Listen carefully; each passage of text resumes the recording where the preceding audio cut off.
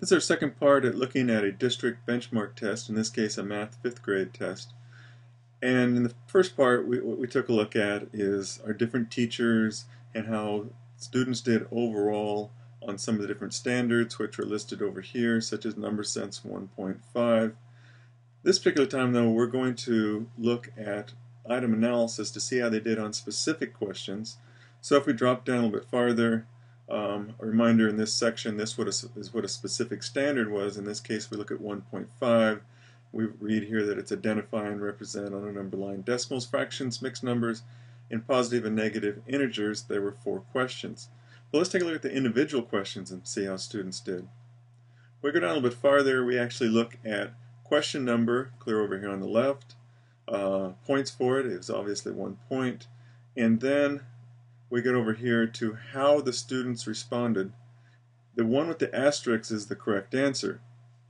Now you'd think with a random, just randomly students were answering questions A, B, C, and D, that we would see on roughly 100 plus students, we would see about 25 in each category. In this case, we're seeing 3 over here in the A category, which means that only 3 students made their way to the correct answer. 98 answered B, and then a couple of 3 here in the other categories. This would indicate that your question, if you read it from the exam, which you'd be looking at right now, you look at it and say, okay, what is in that question that would lead so many students to answering B? That's far above just the average that would normally happen. In this particular case, you look at it and say, okay, was it a poorly written question? Did we put the wrong answer into the answer key? If both of those are no, then you start looking at, okay, what is the distractor in that question? In other words, what is there that makes that particular answer look good to students? Because it's a math test, maybe it's added instead of subtracted or something like that, that would say, okay, we picked this particular question.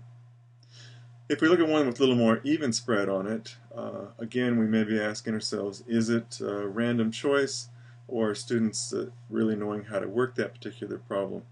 That's why we usually have at least 4 to 6 questions for a particular standard. Obviously, we're real happy when we're up here with the 93. That would indicate that students know how to work that particular portion of it. If we look at our test, we could go and look at it and say, well, that was a really easy question. Or you can say, wow, the students really picked that area up. If you look down the line at our oranges and reds, the other area that you have to consider is that an area that we actually did cover in our lessons already, or is that an area that we haven't covered yet, which may lead to this being maybe a pre-test and a post-test later on to seeing how well you can improve on it. So looking at a test and breaking it down by question, and also breaking it down by how they broke themselves up on the question, sometimes really telling as well. In this particular case, we can look at this and pull it up by students. If we click on the 3, we'll see which 3 students answered it correctly. If we click on it, we bring those particular students up.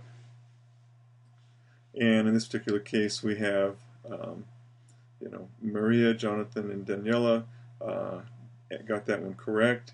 Now, if you're kind of sitting there surprised and saying, gee, I didn't expect those 3 students to get the correct answer, again, you may be asking yourself, was that a good question?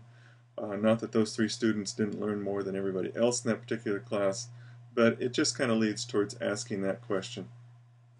So again, when you take a test and you break it down and you look at it, first of all, for overall how the teachers did with their particular class, the way they taught the class, and we keep in mind that the number of test questions that are involved with it and how much that factors into the results, and then we come down and break it down by individual question, we get a little better picture of what's going on with that particular benchmark and what can be learned.